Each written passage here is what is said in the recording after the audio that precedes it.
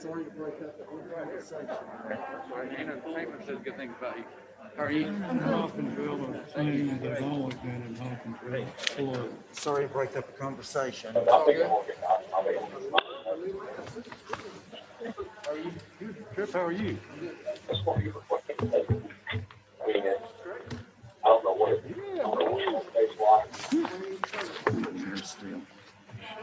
Hey, would filters slide in?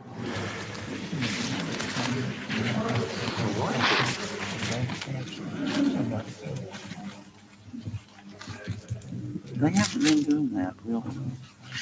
You know, you don't.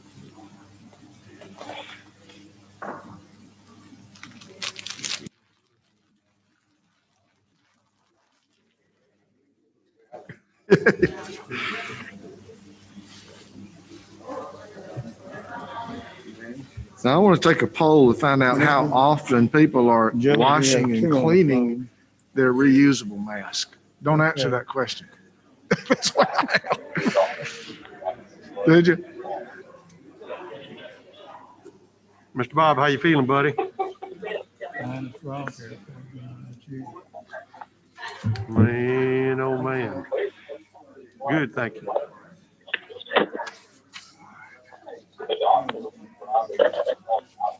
Y'all ready? Uh-huh. Showtime. Bring it. Okay, you do. Good morning, everyone. Welcome to the January meeting of the Jekyll Island Authority Board Committee meetings. Mr. Wilkinson is unable to attend today. He is practicing safe distancing at home, and we appreciate that. So we'll go ahead and call the meeting to order.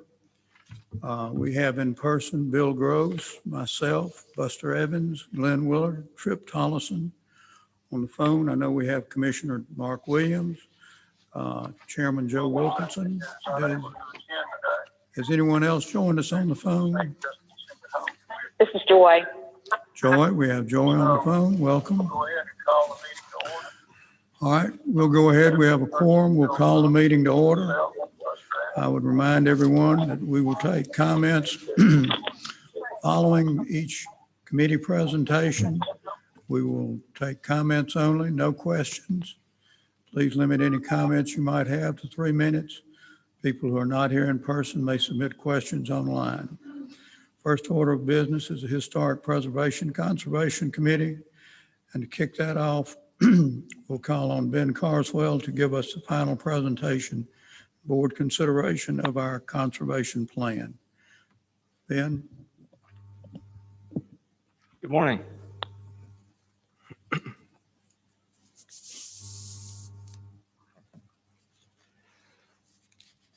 Nice to see you all this morning. And first order of business is a final presentation here regarding our conservation plan update.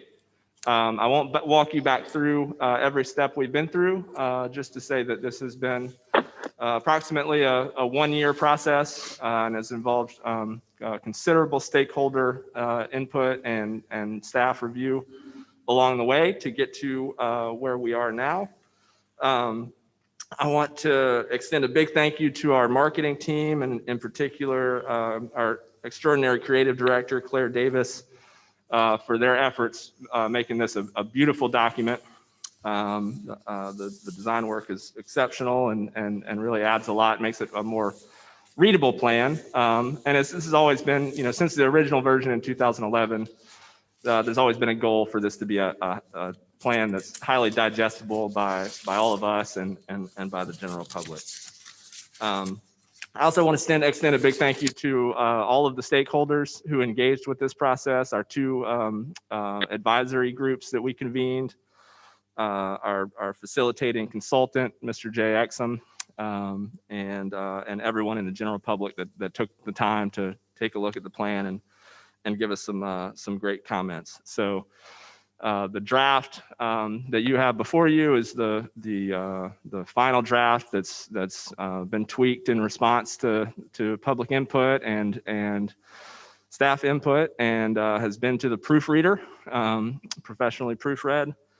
And so we feel that this draft is ready for the final step, which is consideration by you all today of adoption of the Conservation Plan 2020 going forward. I want to thank you all for your affirmation of where we've come and invite you to engage in any discussion or ask me any questions before you might consider adoption. Do any of the board members have questions or comments regarding the plan before we move forward with voting on adoption of the plan? Mr. Chairman, this is Commissioner Williams. At the appropriate time, I'd like to make a motion to amend the plan slightly. That would be appropriate if you want to go ahead and make your motion. We have no discussion from any of the board members regarding the plan, and your motion would be appropriate at this time, Commissioner. Thank you, sir. One second, I'm driving. Will you be safe? Well, I pulled off. Mr. Chairman, as we all know, this is one of the most important features of Jekyll Island, the conservation plan for Jekyll, for our special protection areas. These areas are identified as calling for an even higher focus on conservation values than elsewhere on the island. Because of their importance for wildlife, their ecological uniqueness, or the environmental services they provide in preserving the character of Jekyll. I'm pleased to see the attention that has been given to this renewing and expanding upon this designation in the 2020 update. However, Mr. Chairman and board members, I'm concerned that the name Special Protection Area and its acronym SPA is the same acronym for the State Shoreline Protection Act, especially in light of considering that these two designations physically overlap along Jekyll's beachfront. I think there's a problematic potential for confusion. I think a simple solution that might also better fit how the special protection areas are identified in the proposed plan is to rename them Conservation Priority Areas, or CPAs. I make this motion to adopt the 2020 Jekyll Island Conservation Plan contingent upon the renaming of special protection areas to conservation priority areas. Mr. Chairman, I would ask for the board's consideration in that amendment. Thank you, Mr. Commissioner. That is, I think, a good move to avoid any confusion with the Shore Protection Act. The board has heard a motion with an amendment to the naming of the currently special protection areas to conservation priority areas. Having heard that, having heard that motion, do I hear a second? Second. Have a motion and a second. Any other discussion? All in favor, respond by saying aye. Aye. Aye. Aye. Opposed, like sign. Motion carries. Thank you, Ben. Thank you, Commissioner, for that clarifying amendment. Thank you. Thank you. You all can look forward to receiving printed hard copies of the plan after we make that one important change. Yes, go ahead. And you ready to move along, Mr. Vice Chairman? We're ready to move to the Jekyll Island Authority Ranger Program with you and Ray Emerson. Thank you, sir. Shifting gears a little bit here, I wanted to quickly highlight for your information what's become a very important part of our conservation program, and that is our park ranger operations. And just quickly, I want to kind of give you a high-level overview of what our rangers are doing out there and what their priorities are. First and foremost, we think it's important to have ranger patrols out on the island as a friendly face representing the Jekyll Island Authority in some of the island's busiest outdoor spaces, especially the beaches. These folks are really serving as ambassadors for the island's conservation mission, out on the island, and really sharing that story and inviting our visitors to buy into it themselves. The job can be challenging sometimes because you know, we're not trying to play a law enforcement role with these rangers. We have Georgia State Patrol, and we have Georgia DNR law enforcement available for that purpose. But we are sort of a frontline face-to-face authority with folks on what the rules are on the island, and how to treat the island and the island's community with respect. And getting that balance just right in interactions with folks and all sorts of scenarios on the beach takes a lot of delicacy and tact and judgment. So the top priorities for our rangers out there are, you know, any kind of clear and present threats to wildlife, you know, such as an off-leash dog actively chasing, you know, plover chicks into the dunes. You know, any sort of habitat or scenic damage, so somebody trampling plants in the dunes or picking sea oats. You know, any kind of littering behavior. Pets on the south end of the island, south of South Dunes Beach Park, where we have a no pet zone designated. And really, what's striking that right balance. You know, we one of the things we run across most frequently is dogs off leash. You know, we're not out to be the tightest, again, not law enforcement, right?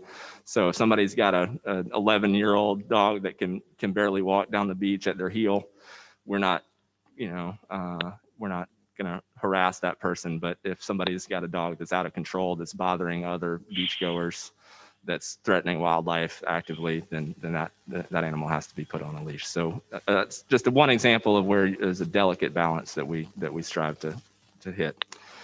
So with that kind of overview, I wanted to pass it off to our lead ranger, Ray Emerson, and have Ray give you a quick summary of some of the public programs that our rangers also coordinate under his direction.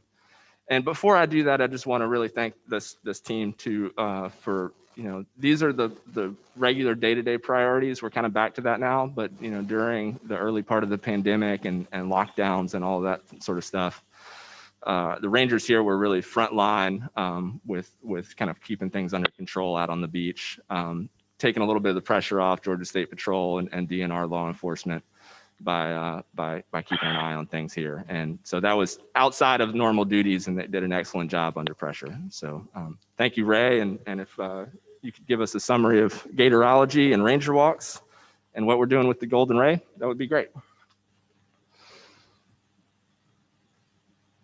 Thanks, Ben.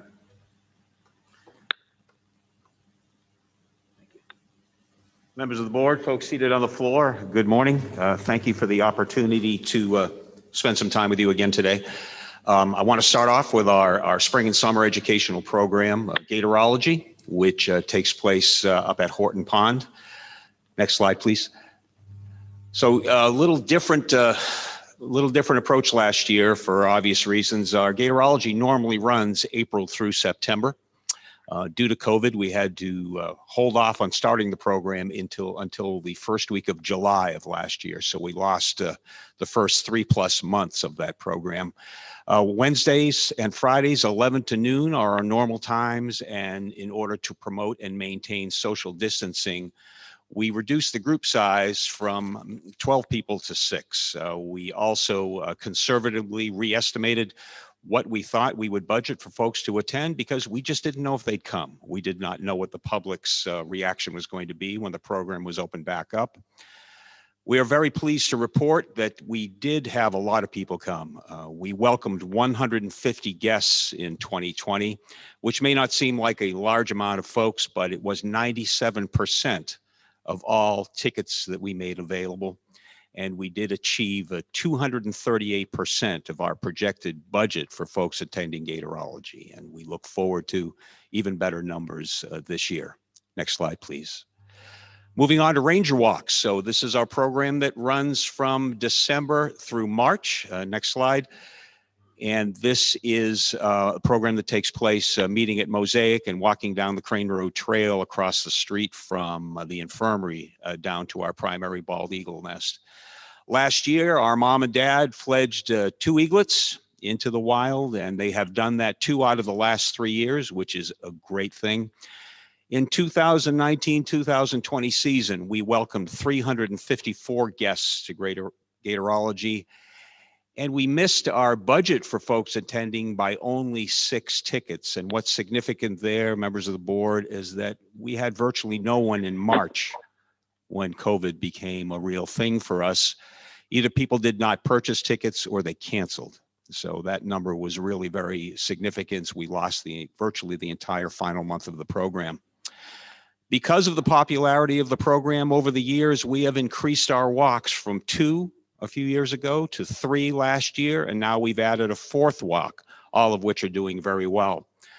As of the writing of this slide, we had welcomed 100 guests year to date to Ranger Walks versus 61 last year. But coming out of this past weekend's walks, we are now at 132 guests versus 74 last year, which is about a 78% increase in folks that join us out there, which is excellent. We've also found that we are able to customize programs. And the reason we do this is folks are asking to be the only group or the only family on a walk because they just don't want to interact with folks that they don't know. And we get that. So we've been able to offer them alternative days, alternative times, and not just to the bald eagle nest. We find folks are interested in walking down to the south end to see what birds exist down there, maybe out into the forest, other places on the beach, or out into the marsh. So we've been able to expand our reach and get more people that way.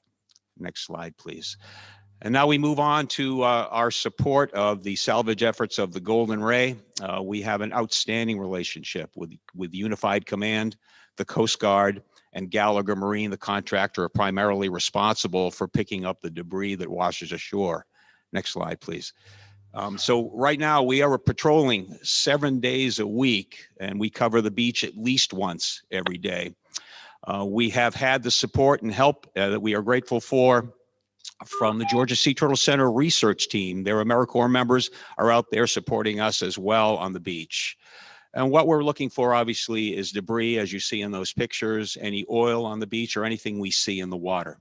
We also monitor wildlife and respond per the guidelines we're given. We report everything through either an online reporting tool or the phone to Unified Command. Gallagher Marine also patrols independently on foot every day, every inch of the beach on the island. Any debris that is in danger of being washed out again by the tide, we safely relocate that above the high tide line, and we adjust our reporting and report the GPS coordinates based on the original point where it was found and also where it has been left for Gallagher Marine to pick up. Next slide, please. Coast Guard has provided us with this reporting tool that you see on the screen, and basically it's a business card. It gives us the phone number to call, and it also gives us a QR code to scan, which takes us directly to the online reporting tool. It takes about 2 minutes to report a piece of debris, its location, and include a photo. And since these slides were composed, Coast Guard has dropped off to us a number of these signs. And I know they're a little small and hard to see from this distance. But these signs are basically an expanded version of the reporting tool and business card that you see here. And these have been posted at all of the busiest beach accesses from Clam Creek all the way down to the soccer complex. And it gives folks a heads up before they even get to the beach of what to do before they even see any debris. Next slide, please. Folks, that concludes my presentation today. Myself and Park Ranger Erin Molina are always here to answer questions and be helpful, and I appreciate your time. Thank you. Thank you very much. Any comments or questions from any of the board members? Chairman Kruger, I'd just like to say that over the last few months, the times that we have walked the north part of the island, the beaches seemingly are cleaner than we've ever seen. And I don't know if that's a result of all the extra effort that's going in to keep things up, but they just seemingly are less debris than I've seen in several years. Is that the case that you're seeing as well? Yes, sir, absolutely. And you know, that's something that is, and I'm going to touch on something a little different to the Jekyll Island Treasures program. There is a social media page called Jekyll Island Treasures Fan Club that is run by a gentleman named Brad Barker. And there are over 6,000 members to this page. Last year, we had a lot of problems with folks coming and wanted to hide their own treasures, and they tended to be debris, or they tended to be defined as litter or wildlife entanglement issues. This gentleman got on the page at the beginning of the season and said, hey, listen, let's not do that. And let's take a trash bag with us when we go out there looking for treasures and clean the island up. They've done a phenomenal job. And if you ever look at that page, you'll see it. Also, Tortuga Jacks up the beach has jumped on that bandwagon, and they said, bring your bag of trash to us, or bring us a picture of your bag of trash. We'll throw it away, and we'll give you a free appetizer from our menu for doing it. And people are taking advantage of that, and that's a great plus. So yes, sir, to answer your question, the beaches are much cleaner. And we owe that not only to the efforts of the Jekyll Island Authority and Gallagher Marine, but also the public as well. Thank you. Very good. Any other comments or questions? Thank you very much. At this point, we'll open the floor for public comment. Any comments? Hearing none? Mr. Kruger, Yes, sir. it's Joe. I think, and I want to make sure we covered it. We had the written public comments were submitted online at 12 noon on Monday, January 18th at the Jekyll Island Authority Board of Directors website. We said the name of the person and the topic of the comment will be read into the record. And then the full public comment will become part of the permanent record. So I do not know the number of comments received and what the topics were. If I may, there were no comments received online for this meeting. Okay. Thank you. Thank you. My understanding is that we publish comments after the meeting. Is that correct? Public comments are read into the record if they're received online, but then they become part of the permanent record, both in the packet that's kept and in the permanent minutes. Okay, thank you very much. One other item of administrative business here I want to check is, did Dale Atkins ever join us? I guess not. We'll move along. Yes, sir. I'm here, Mr. Chairman. Want to make sure you get credit for I'm being here, present. Dale. Thank you for joining us. I don't want to miss my check. You're about to get docked there. We couldn't have that. Finance Committee, Mr. Bill Gross. Thank you, Mr. Chairman. The November 2020 financials, the traffic reports, and the hotel reports are in your packets. If you have any questions, I'll be glad to discuss them. Otherwise, we'll just present the current reports for December 2020. The revenues for December were $2,083,942, which is $123,000 better than budgeted for the month. Year-to-date revenues reflect a favorable $1.5 million variance from the budget and an unfavorable $1.7 million variance from prior year to date. The locations with the largest variances from budget in December were lot leases were $87,000 better than budget. Residential leases for 2021 were billed this month. This is the first year without the discount for homestead exemptions. $17,000 of the variance is due to transfer fees received in December for properties sold or transferred. The convention center had a budget shortfall of $71,000. The center had revenues of $18,000 for the month, but most of the budgeted groups canceled due to COVID. Parking revenues were $51,000 better than budget. Traffic and revenues were both higher than December 2019. Christmas light tours and self-guided light tours were very popular this year and helped increase the traffic of the month. Campground revenues were $46,000 better than budget. Campground revenues have been up consistently for this past year. Year-to-date revenues reflect a favorable $281,000 variance from prior year-to-date revenues. Expenses for December were $1,736,948, which is $232,000 or 12% less than budget for the month. Year-to-date expenses were 1.7 million less than budget and were 2.1 million less than prior year-to-date expenses. The largest expense variances for the month were human resources, down about 77,000, repair and maintenance down about 50,000, advertising expenses down by 48,000, and contracts down by 30,000. Net operating cash income for October is 346,994, which is 355,000 better than budgeted net loss of 8,418. Maybe that should be for December instead of October. The net year-to-date operating cash is 3.2 million better than budget and 379,000 better than prior year-to-date income. December traffic stats. Total traffic count for December was 108,057 vehicles, which was 28,682 more vehicles than December of 2019.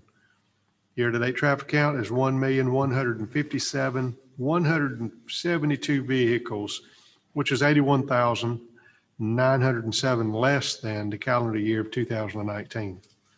Hotel reports.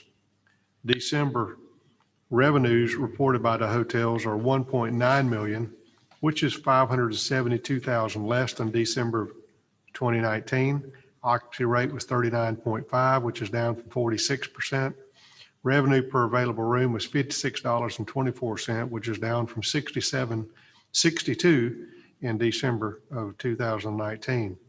Average daily rate was $142.32, which is down from $146.96.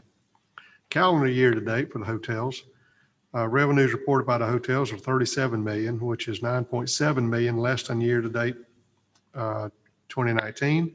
Occupancy rate was 55.5%, which is down from 64.3% for the year to date 2019. Revenue per available room was $93.98, which is down from $115.26 from year to date 2019. The ADR, average daily rate, was $169.19, which is down from $179.20 from year to date 2019. Those are the financials for the November or for December. Any questions on those?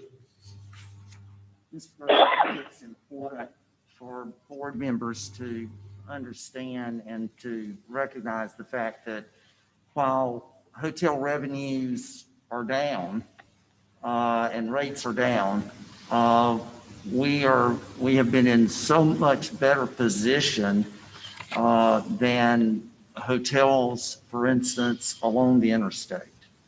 And that's been because of leisure travel. It's definitely not been because of convention groups. But you know, it's important for us to realize that these are not good statistics, but yet they are so much better than some of our friends. And so just a point of clarification there. Good point. Okay. If there are no questions, we'll move to Noel, please, with the Firewise grant funds request.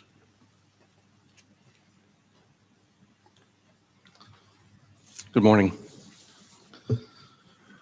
Today, I'd like to go over this Georgia Firewise mitigation grant that's available for $5,000 due to a comprehensive wildland fire planning that the conservation group has done along with the Jekyll Island Fire Department and the Roads and Grounds Department of the Jekyll Island Authority. We have an exceptionally good chance of receiving or being awarded the $5,000 grant from the Georgia Firewise team. Last year, we received the grant for $5,000 and we used all but about $1.50 on teeth, replacement teeth for the forestry head that goes on our skid steer to go through and regrind a lot of mileage of fire breaks on the island. For this year, for the 2021 grant, we're requesting that the board accept the $5,000 grant if we're awarded it to purchase an Enforcer 30 firefighting skid. The unit retails for $11,800, so the JIA board would have to approve $6,800 in a co-funding responsibility to get this skid. The skid is light and it's compact. It fits on the back of an ATV or a pickup truck. And what it does is it turns 30 gallons of water and air from an SCBA tank, which we have on the fire trucks, into more than 600 gallons equivalent of water.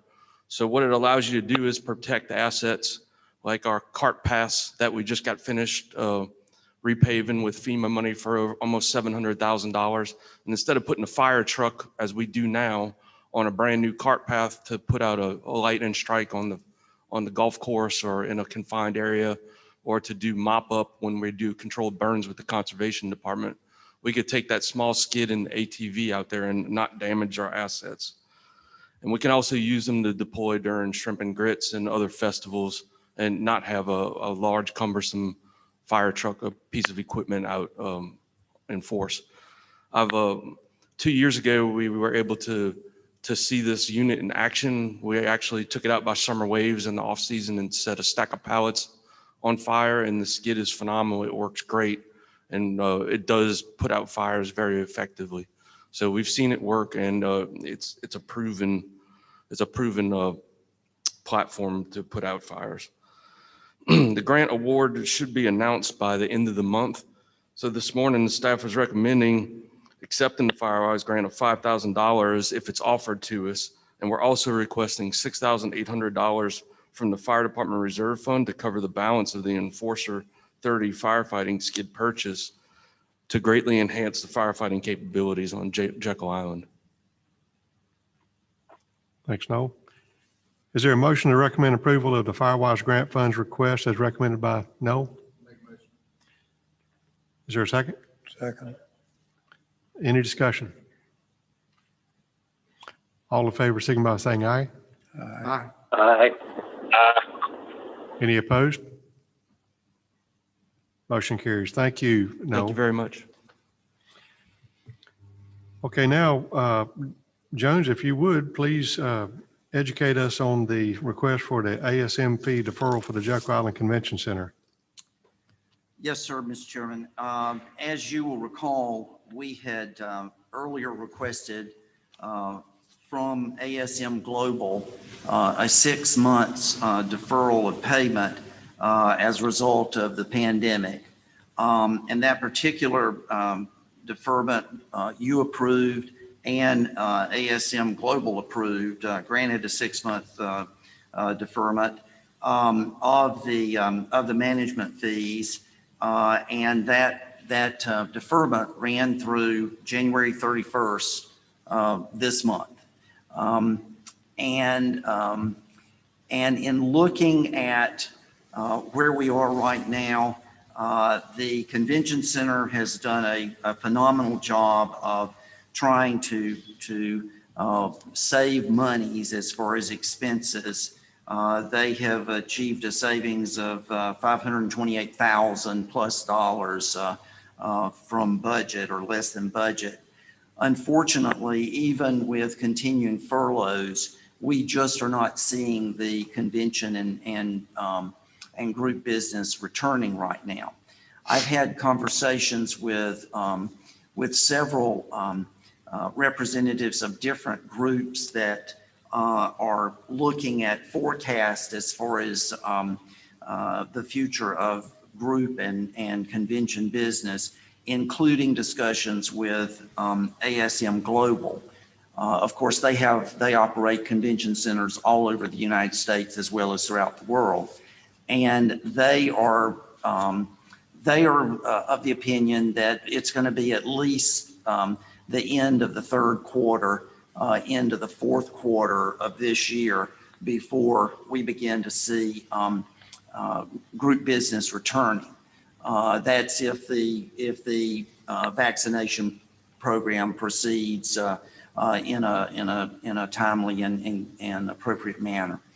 Our sales team, I know you received reports earlier from them, and our sales team, they are telling me the same thing, that the numbers rebookings, reschedules, that they're looking really good for the third and fourth quarter of this calendar year.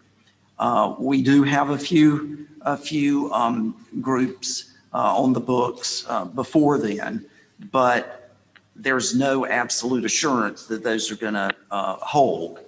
Now, we did have we had a group here at the convention center last week. It was our first group of any real size and first group outside of the Golden Isles area. It was the Georgia Chiefs of Police winter workshop. And so that was a welcome sight. And as a matter of fact, the first group that I had been asked to welcome to Jekyll Island since last March. So that tells you something as far as how that activity has fallen off. So based on all of these discussions and our own sales team numbers, I'm recommending that we pursue an additional 6 months deferment from ASM Global. I've had initial conversations with their chief financial officer, and he's receptive to this, and it seems their team is receptive. Just as before, what they would want in return would be an extension of their management contract. And so after the last extension, the management contract was extended to June 30th of 2023.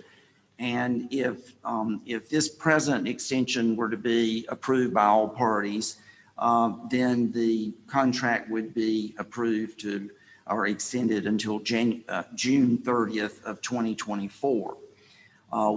We would be asking this time not only for the fixed or management fees, but also incentive fees, any incentive fees that would be attached to this time period. Since we have had such good relationship with SMG, now ASM Global, I personally don't see any reason for us not to move forward with this arrangement and to extend their contract. There is a provision in the contract as it is presently written that there is a default provision, and if in fact there is a reason, then obviously the contract can be terminated. But as part of this extension, if in fact the contract, the management agreement were terminated for any reason other than approved in the contract, then the JIA would be responsible for repayment of these fees. Otherwise, we would not be responsible for repayment of the fees. So my recommendation to you today is that we request from ASM Global another 6 month deferment, which would include the fixed and the incentive fees, and then that we extend their contract, their present contract with us until June 30th of 2024. Thank you. Is there a motion to recommend approval of the request for the ASM fee deferral for the Jekyll Island Convention Center as recommended by Jones? Make a motion to approve the deferral. Is there a second? All of us, any discussion? All in favor, signify by saying aye. Aye. Aye. Any opposed? Motion carries. Mr. Chairman, that concludes our finance report. Mr. Chairman, since that is a contract extension, could we ask for, we see the vote here, but could we ask for a roll call on that as far as the phone so we know exactly who voted? Yes, sir. All right, so let's see, we had a motion and a second. So I guess we'll just go down the, Michelle can call it. Michelle can call it. okay. I'll call a full roll for you. Mr. Bob Kruger, Aye. Mr. Joseph B. Wilkinson Jr., Aye. Mr. Bill Gross, Aye. Commissioner Mark Williams, Aye. Mr. Trip Tollison, Dr. Buster Evans, Aye. Mr. Glenn Willard. This motion carries unanimously. Can we get the commissioner to do his aye one more time? That was resounding and very.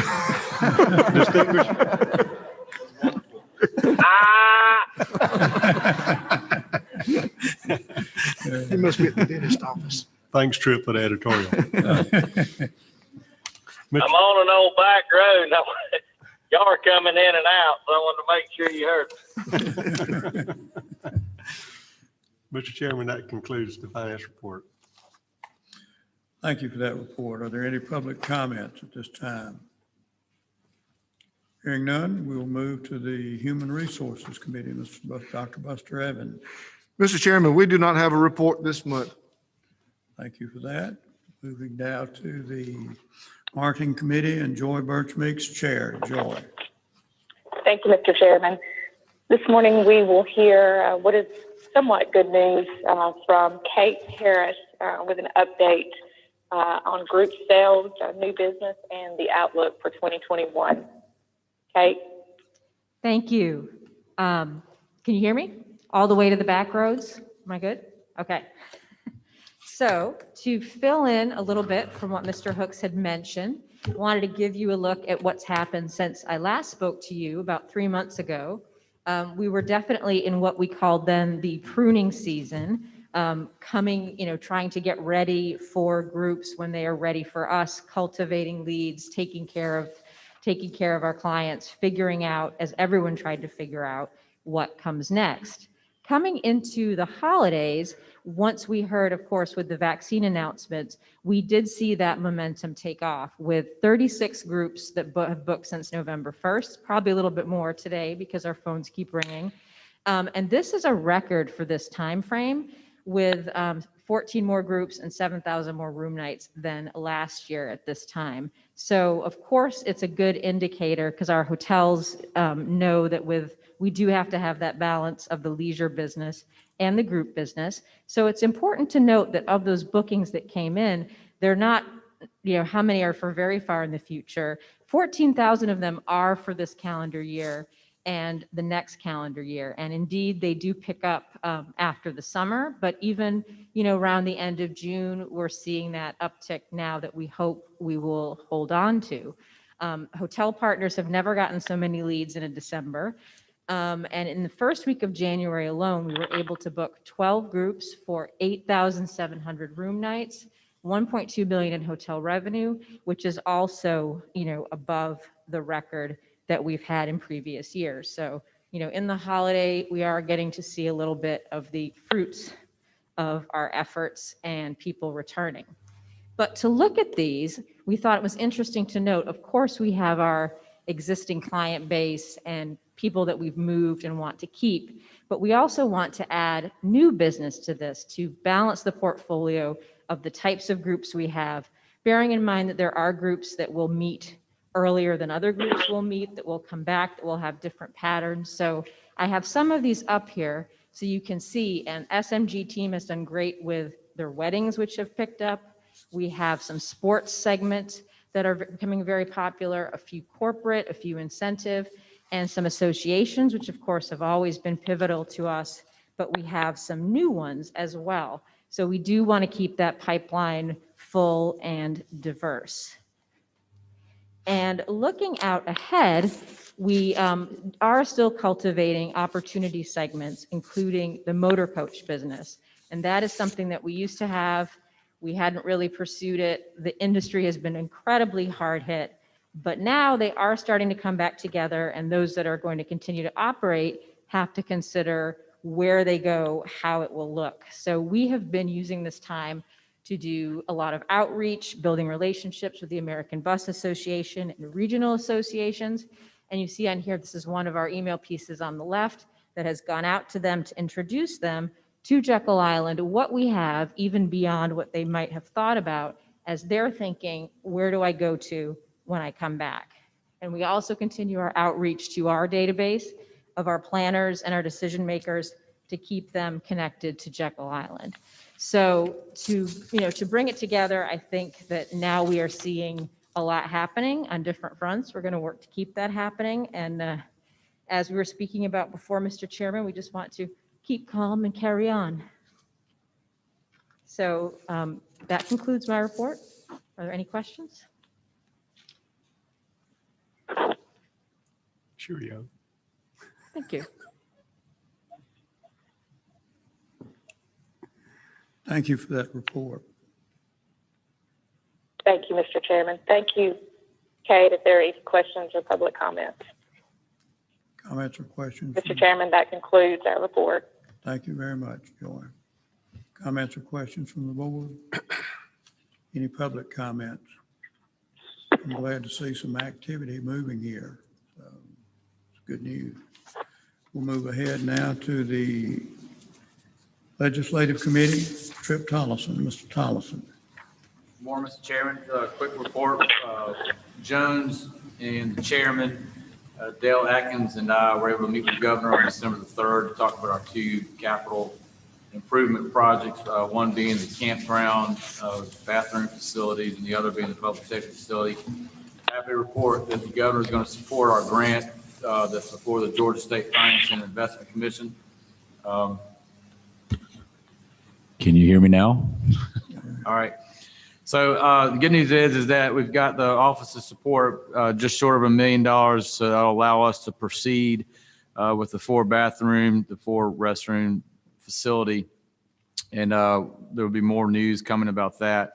The other thing related to public safety facility, I think we're going to need some more due diligence, and I'll allow Jones to talk about that. But we believe that the staff will be bringing back something to the board in the February meeting to pursue further due diligence related to the design and other things that need to be done before we really get aggressive in trying to figure out how to proceed with the public safety facility. So it was a good meeting, and I think that we were, got some good things going on, stuff we can work on in the future, especially related to getting those bathrooms and restaurant facilities under construction. So Jones, did you want to add anything to that?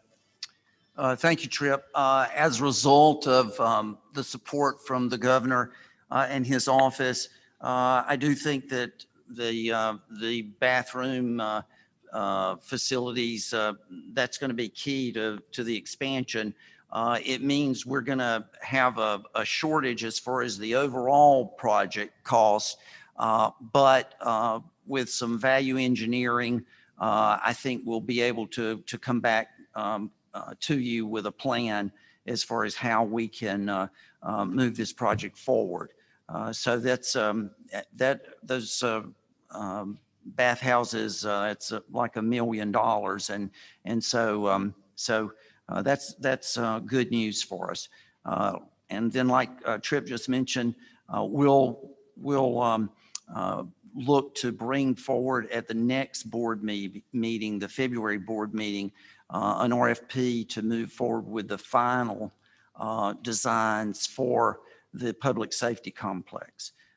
We've been, right now, the numbers that we were working with and moving forward were conceptual. By having the final design, then we'll be able to go back and talk with the folks in Atlanta and have numbers that the State Patrol as well as the JIA can feel good about. That particular RFP, you had already budgeted in this year's budget for us to do that work. So that's not a surprise. And so this will just allow us to define everything a little bit better. And then as Tripp said, it opens it up for further discussion. That's my report. Thank you very much. Any comments or questions from any of the board members? Hearing none, do we have any public comments? Hearing none, we will move to the Committee of the Whole. First item of business on the committee of the whole is a golf master plan, next steps, overview of maintenance issues. Aaron Saunders, did I get that right? Director of Golf Operations. Mr. Chairman, while Aaron's coming forward, I want to remind you that what we're doing here is the golf course master plan that was presented in the fall to you. There's been no action on. Instead, we're doing deep dives into various components of it, and then we'll look to have an overall package tied together for your consideration, and that would occur during a work session. I mean, we'll have a work session, and then in a regular board meeting, there would be a consideration of the master plan. I'm going to jump ahead here just for a minute, Aaron. The next item, Mr. Chairman, is those work sessions. So if board members will allow, what we'd like to do would be for Michelle to get in touch with you, and let's look at what would be the most convenient time for you as board members to spend about an hour and a half to 2 hours in depth looking at some of the issues that have been presented and will be presented as far as the golf course master plan. We think that you may need as many as 2 of those with the importance of that particular plan. So it could be that I personally think that it would be better for us to be able to do in-person discussions with that. So it may be that we would wait and look at maybe March and April, after your March and April meetings, and that would allow us to see how the pandemic is improving, hopefully by that time, rather than moving forward now. And so what I would envision is that Aaron's going to give you an update and overview of some of the maintenance issues today. And then the next month, we would do another overview of another issue. And then we would try and get into the March and April timeframe as far as actual in-person work session discussions.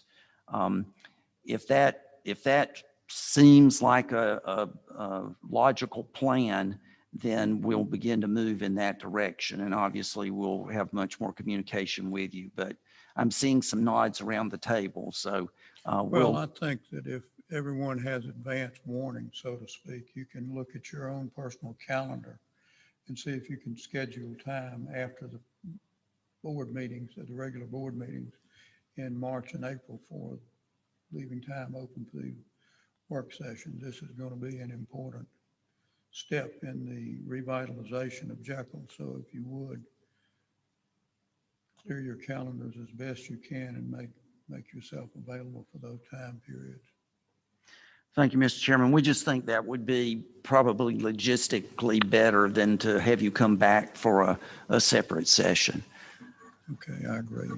With that said, Aaron Saunders is fantastic manager of all of our maintenance at the golf course. And since Aaron came to us, we've seen some great improvements. And you'll notice very quickly that Aaron's not from South Georgia. And so Aaron, why don't you share with us some of the maintenance issues. What I asked Aaron to do today, and Noel has been involved in this as well, in the overall master plan, there are items where they talk about irrigation, or they talk about some maintenance issues. It's very easy to look at those from like 40,000 feet up and you go, oh, well, okay, maybe that makes sense. But Aaron's on the ground looking at these, and he's going to bring forward some real specifics for you today. All right, good morning. Thank you for giving me the opportunity to speak about the golf course issues as far as maintenance goes. So on this first slide, we have the current controllers that control the irrigation. These are located, there's one controller for 2 irrigation holes. So there in itself creates a problem. Because if we have an issue with that box, now we have 2 golf holes with no irrigation. So with the age of it, as you can see, it's more of a landscape style controller. It's not designed for golf courses. So the amount of heads that we have out there or need, it's not able to keep up with them. So we have a lot of heads that are doubled up, which creates another problem, which I'll talk about in a little while. But just with the age, I mean, we talk about this a lot with the age, but the electrical wires being in the ground and just corroding over time. So now you get a short in that electrical, so then you lose power. And the only way we know that is then the irrigation don't run and we're behind the 8 ball. And then just trying to provide good playability for the golfers day in, day out, and just being behind the 8 ball seems like a few times. Probably about once a month we have an issue with one of the electrical wires around the golf course. The picture on the right is one of the newest irrigation systems that are available. The Toro Lynx. It's available on your cell phone, tablet, PC, and it's just one-click control. So it saves time, whereas now we have to drive around to every golf hole or every other golf hole and manually turn off the irrigation if we're about to get a rain event. So we're already short-staffed, and now we're spending 2 hours riding around turning off irrigation because there's a chance of rain, whereas on the new systems, it's one click and it's done. So now we can spend that time doing, other tasks around the golf course. Pine Lakes is kind of somewhere in between these two. Yes, it does have the one-click control, but it's not as advanced, and you're not able to use it on your cell phones or tablet like that you are able to on the Lynx system. So we definitely struggle with this. And like I said, as far as the control, the one on the right gets the irrigation down to seconds, whereas, obviously the ones we're using now does not. This is the irrigation coverage.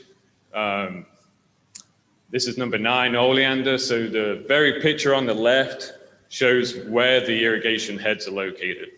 I used Pogo, which is a GPS moisture meter, to mark out the heads. And as you can see there's only 14 sprinklers to cover that entire golf hole. So that's nowhere near enough. But when it was originally laid out, the irrigation heads through 80 to 100 feet. So that's why it's on that spacing right there. Today's heads, with water conservation being the prime objective, they throw a maximum of 60. So as heads start breaking, and with the age and everything else that we go through, when we replace them, we're losing 20 to 40 feet of irrigation coverage. And there's nothing we can do about it because they do not make them heads anymore. So you see the picture on the left, we've got some heads thrown out into the woods and a lot of areas that are not even being covered with irrigation. And that's at the best case scenario. That's at the ideal radius of the heads. And as we start replacing heads, that's not the case. The second picture, the current irrigation coverage, again, it's just a close-up. You can see on the left side of that golf hole, that's where the cart path's located. So that's where all the golf carts drive in and out of the fairways. And you can see some big voids of irrigation. So not only do we have shade issues, root issues from the trees, and the cart traffic, but we're not able to add any water there. So if you drive around a lot of our golf courses on the island, you'll notice it's real thin along the cart paths. And that's why, because we're not able to put the water where we need it. The third picture is a picture of what it should look like now. So on today's spacing. So as you can see, it's a lot tighter spacing. It's on a triangle spacing. So, and then part circle heads. So there'll be no waste of water. We'll put it exactly where we need it and we'll have better control. So obviously increase the playability on there. And then on the final slide is just a picture of 14 heads, how much that will actually cover if we put heads out there now, it's only 100 yards. So that's how much more precise the new heads are nowadays. So, you know, just like I said, I think the biggest thing is two, and again with Pine Lakes, right now, you see on number 9, Oleander, it's just single row down the tees, up to the fairway, kind of gets the double row. But even Pine Lakes, there's only 2 rows of irrigation. So if you look at that third picture where I've got the irrigation coverage with updated sprinklers, if you envision Pine Lakes, it's only got 2 rows of irrigation. So we don't have them outside heads throwing back in because of the way they're designed. Talk a little bit about Pogo turf. This is what I used to get them images that I just used in the last slide. This is the moisture meter that we use. It does a lot more than just moisture. It also does salinity, temperature, and the EC, the electrical conductivity. So this was taken on September 13th after receiving the 3.5 inches of rain the week before. So the graph on the left, it says 40% moisture. Obviously no need to water that day. So what we do is we monitor this daily to see when we need to water. And this is on Pine Lakes. This is Pine Lakes number 9 green. So this is on the golf course that drains the best out of all the golf courses, with it being the newest. But again, it's 20 years old. So here we are a few days after the rain event and it's still soaking wet. I hear quite a few comments from golfers like, why are they watering still? We're not, it's just that wet, right? So it's just it's not able to dry out. And like I said, this system, it works off a GPS, but then it works with your cell phone. So you connect it by Wi-Fi to your cell phone, and then it connects to the cloud, which gives us this data. So it also tells me when I need to fertilize. Like if you look at the EC is high on this one, which means there's a lot of good salts available for the turf grass to use. But then you look at the salinity and it's low. Well, that's obviously after the rain event, it flushed all the salts through. But that's something we'll monitor, and it will tell us when to fertilize and not fertilize, when to water. But this is only as good as we can have it right now. We're not using this system to its full potential because we don't have a good irrigation system to work in conjunction with it.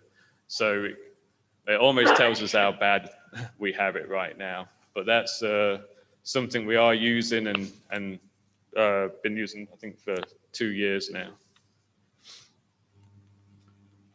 So talk a little bit about encroachment and shade. The picture on the left, you'll have to look kind of closely. There's a golf hole right there.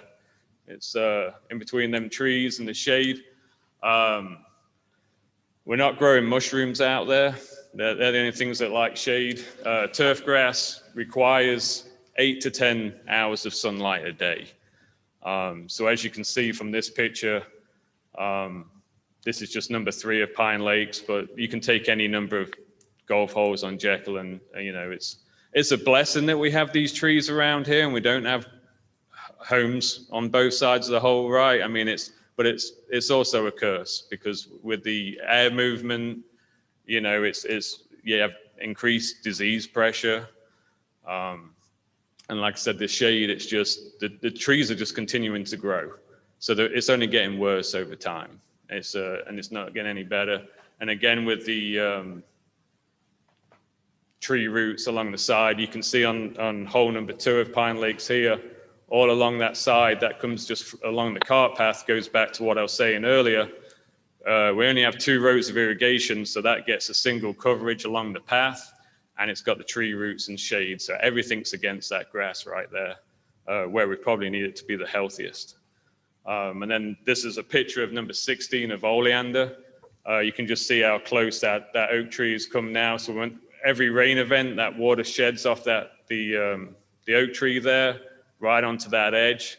And then also what this green has going against it, this is where all the foot traffic is, because that's where everybody entered, with that bunker being right there at the front of the green. Everybody has to walk on and off right here. And it's all with the tree roots, shade, and then with the way the water falls down. So it's trying to get consistent playing conditions is one of our biggest challenges right there. This is a picture of number 10 green of Indian Mound, taken I think last week. But you can see all the off types on the green.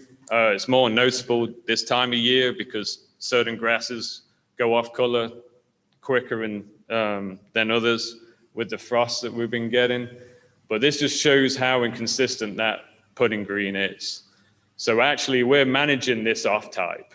We're not managing this greener grass, which is a tiff dwarf, which is still a dated grass, but it's definitely better than the other. But all these areas, we're having to manage that. So with green speeds, it takes the control out of my hands on giving consistent playing conditions and good green speeds when I'm managing off types as opposed to the type of grass that's supposed to be on there. And again, it just requires different water and fertilizer requirements and what the actual grass does. So we have to keep it wetter than what I ideally would like to. But I'm actually managing the off type as opposed to the grasses that we need. And again, this is only going to get worse because during the summer, the color of the grass is pretty similar. So what we'll do when we're moving hole locations, we're taking a plug right from the middle of that off type and putting it into an area where we don't, that's tiff dwarf. So just as the years stack on, it's just going to continue to get worse and worse. And as you can see from there, it's probably 50% of the green is the grass we don't even want. And then just the new cultivars that are available, Tiff Tough, Latitude, and Celebration. These are your T, Fairway, and Rough cultivars. They've just been, so cultivars have been two different plants, have been bred to be different requirements for golf courses. They're not magic grasses. You can't just put it in a closet and not give it any water and expect it to grow. But it's definitely a lot better than what we're using now. So this is and less pesticides, less irrigation, all that, and then the ability to mow lower, better playing conditions. So if we just update the grasses, we're going to be able to be better environmentally, but be better for playability also. So that's all I got.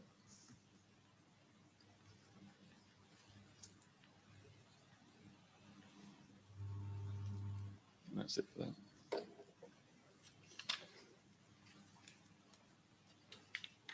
Is there any questions, comments? Questions or comments from board members? Aaron, in talking about the irrigation and some of the issues you face, you shared with me one day that the irrigation heads that we have that are predominant on the course today, they don't even make them anymore, right? No. And you ordered them off eBay or somewhere, every one you could find, just so you'd have spares? We had done. So as the golf course renovated, their heads that they were essentially trashing, we had purchased on eBay to one man's trash is another man's treasure, just so we could try and keep that space in. But they have all been used now, and we haven't been able to get any more. So every head that we buy now, again, just throws like 60 feet at tops, if not less, just for water conservation. So then now, because with the spacing that we have it 100 feet in between the heads. Irrigation heads are designed to throw back to one another. Right. But so then when you throw in heads, you just create these big voids in there that we were not able to get water to. All right. Aaron, thank you for sharing the challenges that we're facing on the golf course, and hopefully as we move forward with the golf course master plan, we can see our way clear to rectifying some of those. Thank you again. Yes, sir. Thank you. Jones, I think we've already covered the golf master plan work sessions, have we not? Yes, sir. Well, Our next agenda item is the first reading and amendment to the false alarm ordinance. Melissa Cruthers, this is the first reading. There's no action required by the board. Melissa? Yes, sir. Thank you. If you will recall, last year, the board adopted a false alarm ordinance as we were having issues with false fire alarms that were costing us money. And so the board adopted an ordinance. Well, as what we wanted to do was put the onus on the owners of the property to make sure that their property was in compliance. What we have discovered is that owners don't necessarily live here, and state law and our ordinance requires us to serve the violator personally, and that's hard to do when they don't live here. So we are coming before the board, this is a first reading, for an amendment to this ordinance that will allow us to serve an owner, more easily allow us to serve an owner's representative or the violator themselves in the discretion of the fire marshal. What is changing, and I just realized, and I do apologize for this, is that in the explanation of changes, it did not redline it. And so what is changing is in line 93 through 95, person shall also include any representative or agent of an individual, association, partnership, firm, or corporation. And then we are also removing in between lines 114 and 115 is in the current ordinance, it says that the violation shall be borne by the owner of the property. And so we are removing that line. The red line will be up on the website for public comment and be back before you for second reading and consideration of adoption next month. All right. Thank you, Melissa. Any questions or comments from any of the board members? Thank you very much. Next item on the agenda is the Jekyll Island Foundation update. Dayon Davis, our executive director. Dayon.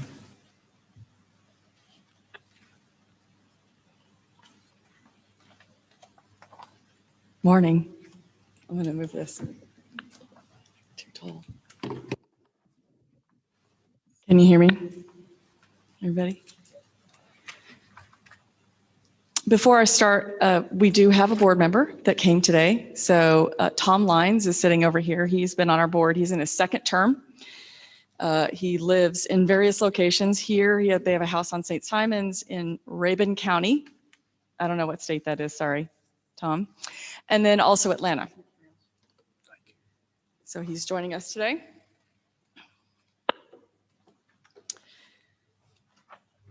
In 2018, I reached out to a donor friend who is a corporate bank and restructuring consultant and asked him to analyze the foundation's historic financial landscape to help tell our story, locate strengths, financial weaknesses, trends, that sort of thing. His assessment, which I really appreciate, was free and very wise, was that restricted income for the foundation over our now 20 years, but at the time 18 history, is healthy due to projects and campaigns, but unrestricted income is low in between the campaigns. Because of the structure of the foundation being project-based, that we raise the majority of the money during capital campaigns with big dips in between, or shoulders, if you will. So his recommendation was to build a base of sustaining supporters, raising outside income with more consistency and in larger amounts. This strategy called for a dramatic increase in recurring unrestricted support or programs that would combine with capital campaigns every so often, depending on the timing of the authority partnership. What follows are the various avenues of sustainable funding streams that are currently in play: memberships and tribute gifts. Early fall in this year, both of these programs received a new look and feel leading into the 2020 year-end appeal. What you see on your screen right now is our updated membership program with new branding. Below that on the far left are what looks like on the website with new benefits, level decals. Over here on the top right, we added an amenity card very similar to the authorities, only one that we will pay for when members use them. And then we also did updated graphics on all of our reward cards. In those benefits, depending on your level, you get parking passes, island treasures, adopt a tree, which is a cabbage palm, and that sort of thing. So that's our first program. The second one is tribute gifts. This one we did a pretty major overhaul on as well this year. We added a branded tribute packet, which you see on the left. It's 5 pages. The cover letter says thank you for your donation. And then the rest of it is photographs, where their bench or tree is located, and how to actually keep up their bench if they purchased a bench rather than a tree. In the middle, what you see is we did a partnership with the authorities mapping system so that it looked branded, and then we overlaid all of the approved locations with benches and trees. We did add this year a couple of new trees to go with the program that we already were partnering with the JIA's reforestation program. Currently, before this, it was just live oaks. Now we've added crepe myrtles and loquats. So those are all mapped out. Folks can buy those, and those are direct partnership with the JIA's reforestation program and Cliff Garin. And then we also have adopted trees for signature live oaks as well as cabbage palms, and then of course the bench. In order to help interested parties facilitate their own movements within our website, that's why we went ahead and did the mapping. And then of course, all of these hand-drawn watercolor media graphics and social media are beautiful, and they've been added as well. So with those updates complete on those 2 programs, we launched our end of year appeal, which is what you're going to see right here. Probably all of you got what you're going to see on the far left, which was the mailing version of this. Included a rack card front and back with a letter. If you weren't a member or had been a member before, we also included a we missed you. Please come back, sort of version of that. I will say though that the response for this year's end of year appeal in the 9 years that I've been at the foundation, 8 as the director, has never been so good. And so I share with you a few numbers on here, and I'll just go over those very, very quickly. Comparing 2019 and 20, overall, we showed a 7% gain in folks who overall, everybody who responded, a 7% increase. But of that increase, we had a 53% gross revenue, which meant a few more people responding, but the ones that did respond gave a lot more, which is great. And because we focused this year's appeal on memberships, I broke those numbers down just a little bit. Again, going back to the assessment in the beginning of looking for shoulder season sustainable funds, the memberships, the numbers really, really escalated. Of the total respondents, same numbers as before, 79% were new and renewing memberships, bringing a 90% increase in gross revenue over 2019, which was fantastic. That was good news indeed. One more thing that we are getting ready to launch actually on Friday is a corporate sponsorship program. This is an additional stream of sustainable funds that will launch on Friday with social media, and then it'll be live on our website. We will not be having a full-on appeal for this until the spring, but when we do launch, we already have 7 contracted corporate sponsors, as well as numerous ones that were pending contract negotiation and payment. So that's good news as well. With this, we have a list of very robust benefits depending on the level that you support. You've got logo presence, website links, parking passes, potentially if your corporation is interested and you want to use leveraging, lunch with our board, event tickets, that sort of thing. One more thing I wanted to just share in regards to these screens is that unexpectedly this year, we were able to be a part of 3 events that all came up without us actually having them in our budget or in our strategic plan.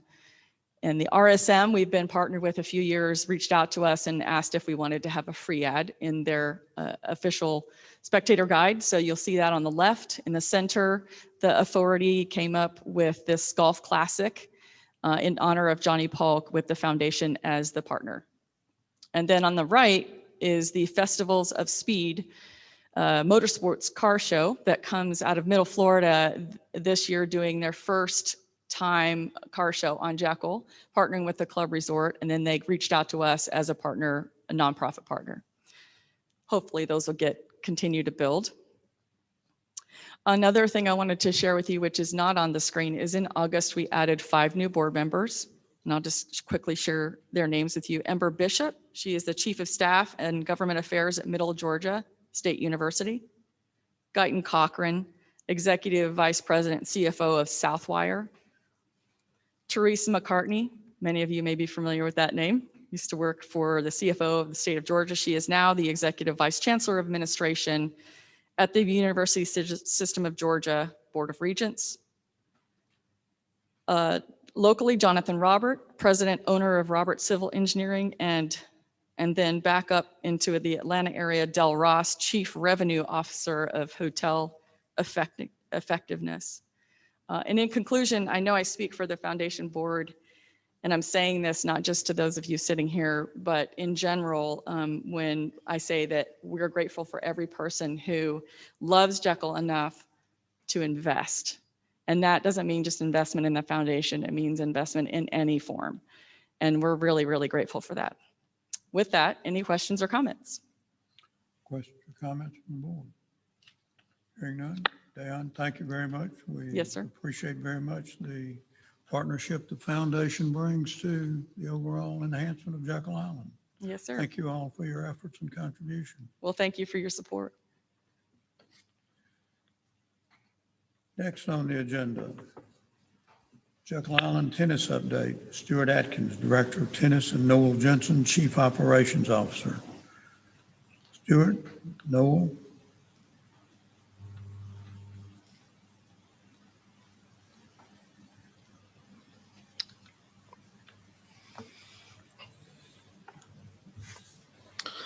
Thank you. I just want to introduce Stuart Atkins, and I'll let him go through his program. Stuart's been here for about 3 years now, and he has really taken a tennis program and made it bloom over time, from going from not really much of anything going on over at Jekyll Island Tennis Center to bustling 7 days a week worth of activity over there. And I see Mr. Evans shaking his head, and I know you pass by it quite frequently, and it is busy at the tennis center. But Stuart, like Aaron, have greatly impacted in a positive way 2 amenities that typically drain money in the past from the authority.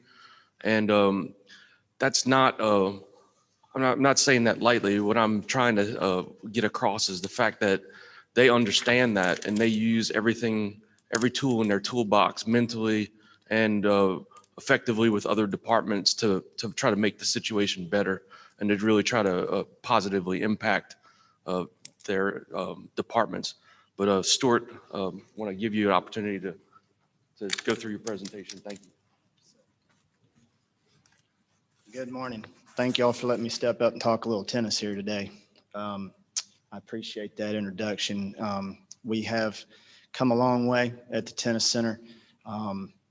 Extremely proud of what we've got going on, what we've accomplished, and what we're doing and moving into the future.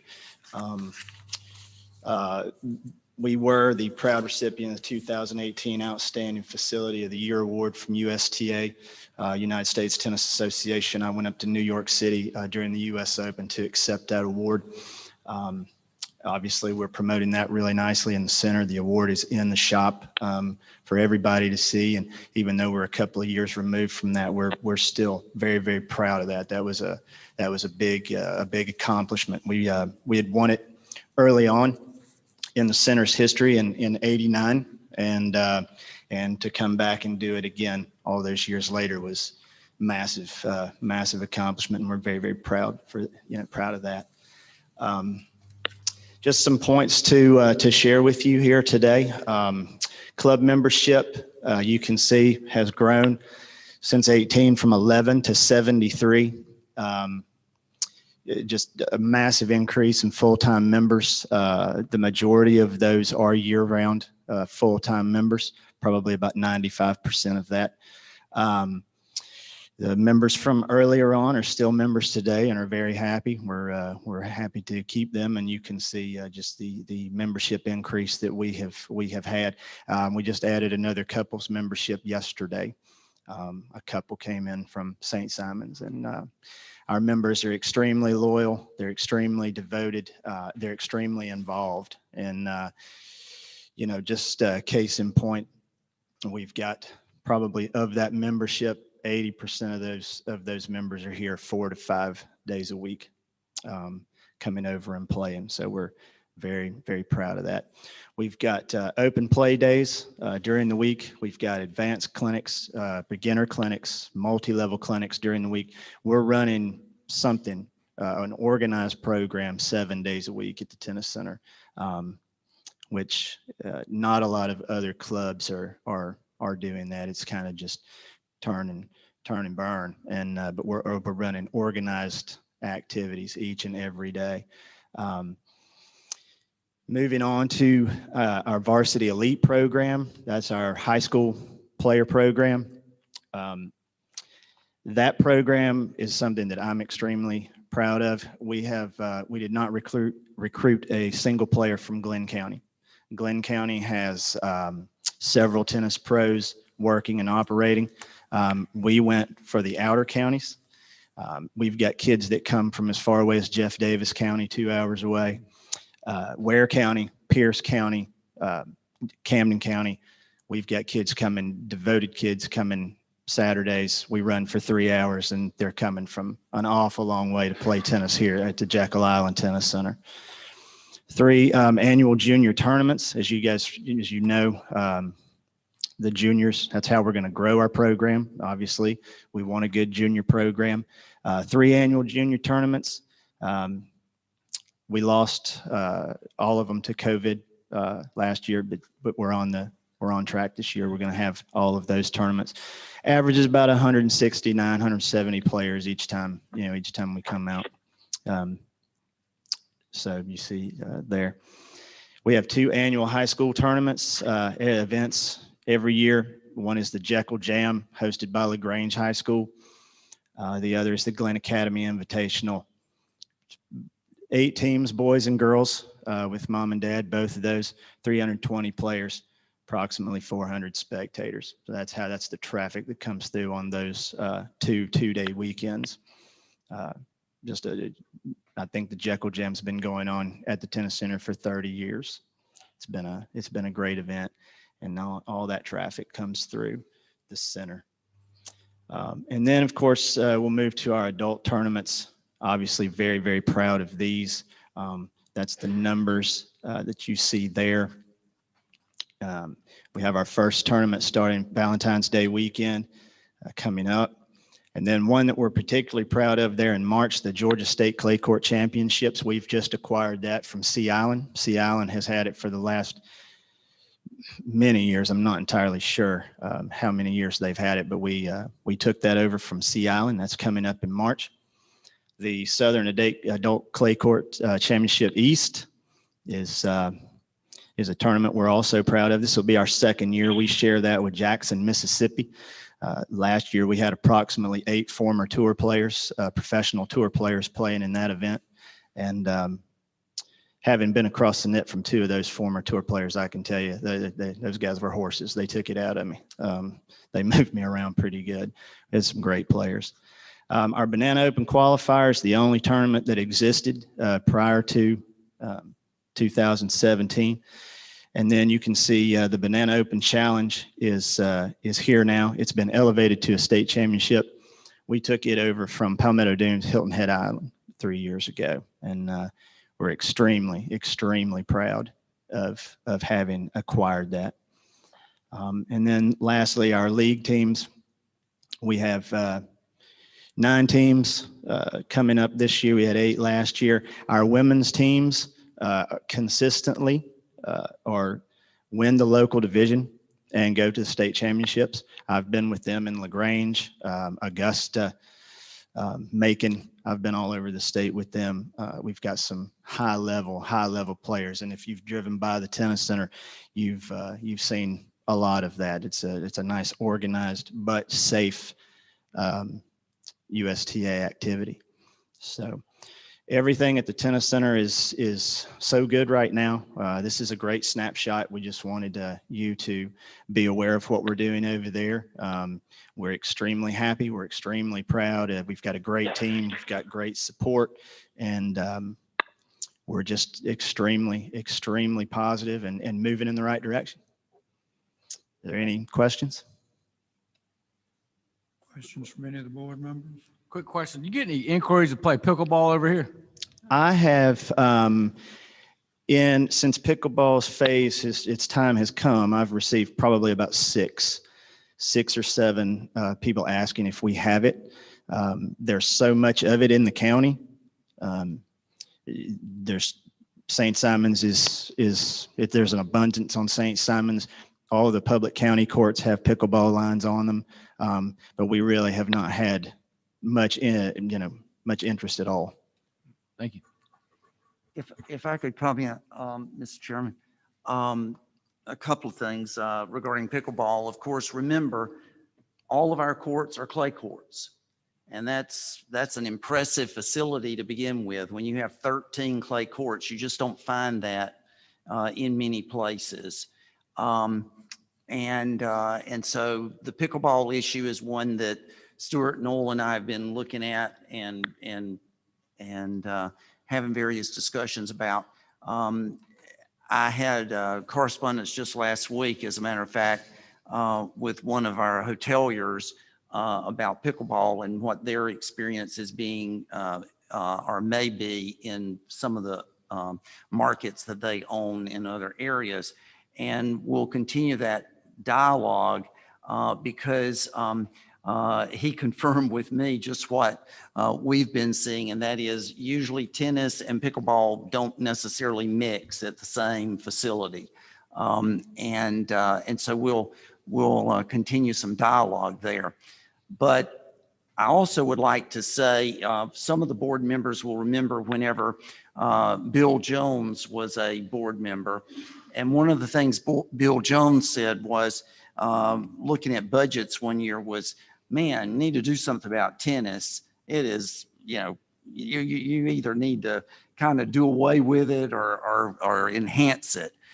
Well, you're looking at the enhancement right now because Stuart has done an absolutely tremendous job. And he has taken that facility over as though he personally owned it. I mean, he's out there all the time working with the courts. And for our facility to win a U.S. Tennis Association award, and then to see all of these tournaments and these various groups that he's been able to secure for Jekyll Island, it's really impressive. And then all these various tennis players that are coming from all over the region, they're all coming because of him. And so he just does a great job. Noel's giving him all the support that he possibly can. I have not seen Noel out there with a racket, those Stuart, so I don't know about that one. But anyway, so I just want the board to realize we have come a long way with tennis, and we're getting a lot of notoriety now that we certainly didn't have before Stuart came with us. So thank you, Stuart, for all you're doing. Thank you for that, sir. I appreciate it. So I think the improvement in the tennis facility and tennis activity is well noted. I was on the board when Bill was here, and tennis was way down the list, and we're pleased to see the progress here. Thank you so much for your efforts and what you've done. Thank y'all. Appreciate it.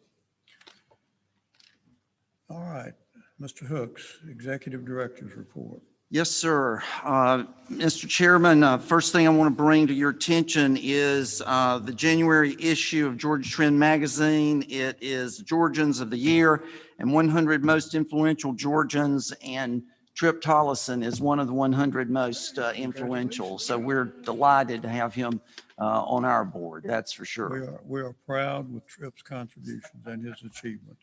Thank you, Trip. A few other things, Mr. Chairman, just real pleased to report that as a result of a contributor, it looks like we're going to be able to move forward with the finalization of the Chakota project in the historic district, as well as the Captain Wiley pond improvements, that the little pond right next to the golf course on Captain Wiley. And of course, Cliff is working on both of these projects, but also Taylor Davis and the team over in the historic district. And the Chakota project, the reason I bring that forward too is because that particular project is one that was referenced in the 2014 master plan. And so it's just one more project that we're finally able to move forward and accomplish. So I'm very excited about that. Also, if you look at in your blue folder, there's a letter to Glenn County Board of Commissioners regarding our SPLOS projects. And these are, you will recognize this letter is just an update letter of what you approved several months ago as far as looking at the possibility of another special local option sales tax program. The county at this point is looking and favoring the idea of a 3-year project or 3-year program for projects. So the ask would be $2.5 million. And Chairman Wilkinson and I had lunch with several of the county commissioners back in December as the new commission was beginning to form to come on in January. And all indications are at this point that the Jackal projects will be part of the final plan approved. Obviously, there's no 100% assurance of this because the SPLOS program, if it is approved or when it is approved by the county, will then have to be approved by the voters. So just stay tuned on that. But you will remember from the bicycle path improvement or renovations map that we showed at previous meetings, we have over $1.5 million worth of improvements and extensions to the bike paths that are still needed. So this would be a way to accomplish that, as well as improvements to the fishing pier at Clam Creek.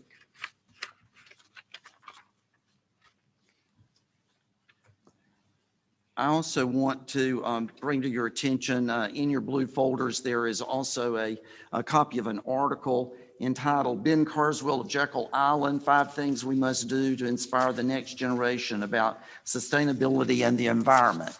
It's an article that appeared in medium.com, and it's a very good article, and it's just a good position of Jekyll Island within an area of environmental stewardship and just good notoriety. So I bring that to your attention. And also, one other item that I want to bring forward is a study that is being undertaken by LNWA Developers LLC, which is a study that is required as part of their lease agreement with us and that is for the for 6.892 acres that are within their lease, which is immediately the parcel immediately north of the courtyard construction.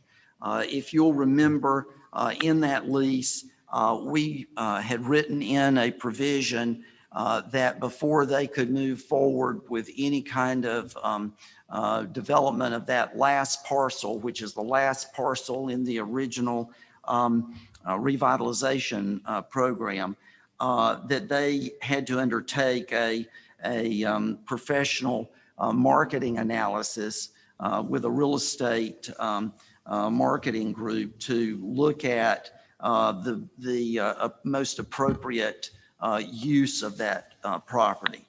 And that was a provision in their lease, their present lease. And I'm pleased to report to you that they have come forward with this proposal that they have now signed with RCLCO Real Estate Advisors.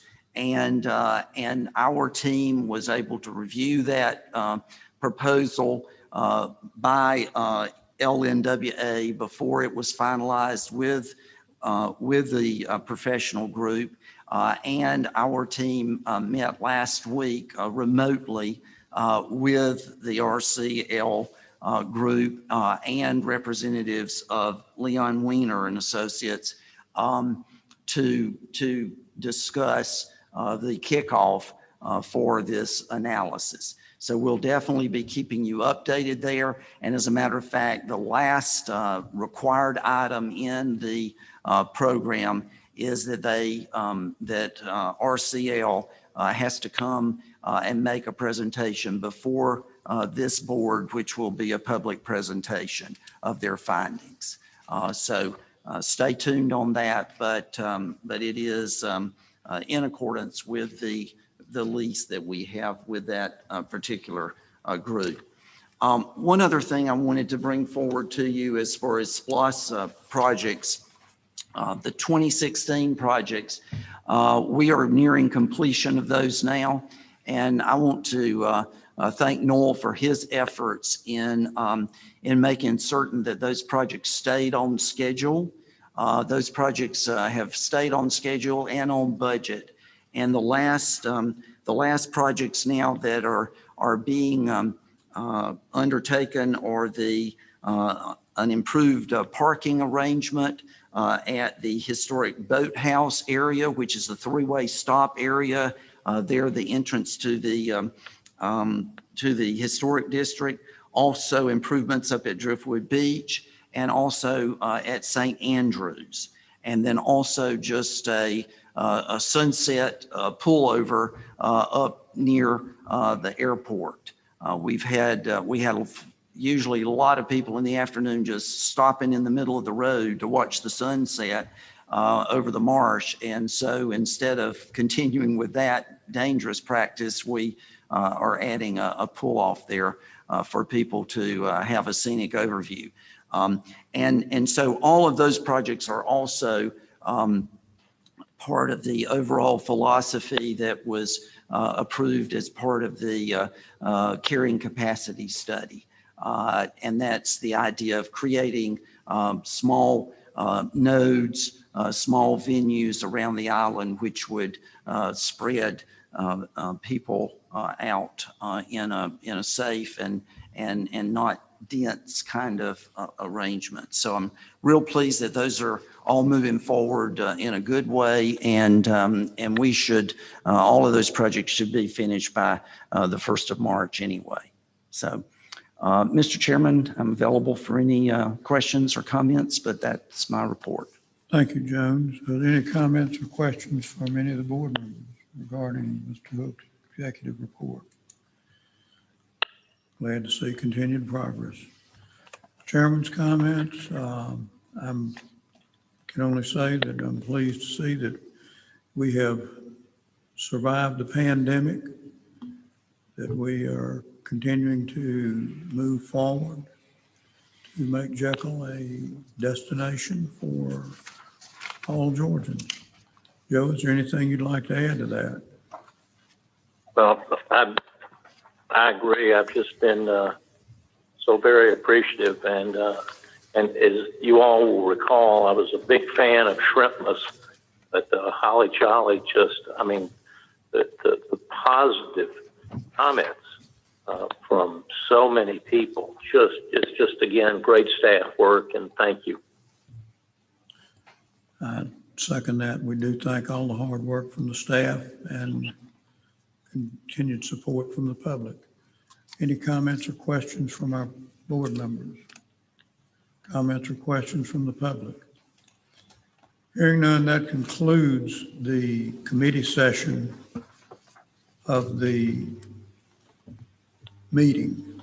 At this time, does anyone need a 5-minute break? If we don't, we can move on and conclude the board meeting. Hearing none, we will move into the board meeting agenda, and we'll start off by calling the meeting to order. We'll now call the roll. Michelle? Thank you. Mr. Joseph E. Wilkinson, Jr. Here. Mr. Bob Kruger. Here. Mr. Bill Gross. Here. Commissioner Mark Williams. Here. Miss Joy Birch Meeks. Here. Mr. Trip Tollison. Here. Dr. Buster Evans. Here. Mr. Glenn Willard. Here. Mr. Dale Atkins. Here. Thank you. We have a quorum. Yes, sir. Board. First item of business is the minutes of the December 8th, 2020 board meeting. You've received a copy of that. Are there any additions or corrections to the minutes as presented? Hearing none, is there a motion to accept the minutes of the December 8th, 2020 board meeting as presented? So moved. Have a motion. Do we have a second? Second. Motion and second. Any discussion? All in favor, respond by saying aye. Aye. Aye. Aye. Opposed? Opposed, like sign. Minutes are approved. Jekyll Island Conservation Plan. Board members have received a Historic Preservation Conservation Committee recommendation to approve the Jekyll Island Conservation Plan with revisions. Is there any further discussion before a vote to adopt the recommendations? There is no motion or second needed. Any discussion? Hearing none, we'll call for the vote. All in favor, respond by saying aye. Aye. Aye. Aye. Opposed? Opposed, like sign. Motion carries. Firewise Grant Fund request. Board members have received a Finance Committee recommendation to approve the Firewise Grant Fund request. Is there any further discussion before a vote to adopt the recommendation? There's no motion or second needed. Hearing no discussion, we'll call for the vote. All in favor, respond by saying aye. Aye. Aye. Aye. Any opposed, like sign. Hearing none, motion carries. ASM fee deferral for the Jekyll Island Convention Center. Board members have received a Finance Committee recommendation to approve the ASM fee deferral for the Jekyll Island Convention Center. Is any further discussion before a vote to adopt the recommendation? There's no motion or second needed. Hearing no discussion, we'll call for the vote. All in favor, respond by saying aye. Aye. Aye. Aye. Opposed, like sign. Motion carries. Is there a motion to adjourn? We have a motion. Do we have a second? Second. I was going to say, fail not here, or we'll sit for a while. All in favor, say aye. Aye. Aye. All opposed? All opposed, just remain seated. Motion, we're adjourned. Thank you for your time today. Best to you all. Drive Stay well. safely. Thank you. Good job. Thank you, sir. Outstanding job, Mr. Chairman. Be safe on your ride back to Alaska. Big city. Yes. Big city. I'll be there. Good to see you.